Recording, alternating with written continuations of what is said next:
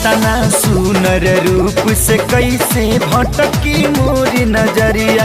सोना सोना ए गुजरिया नैना रूप के करे चुमावन मनवा के भरमारे। चाहत में मद मातल जिया झूमे सगुन धुन गावे। जब जब पारला तू सोझा ए सवरिया भीतरिया कुछ और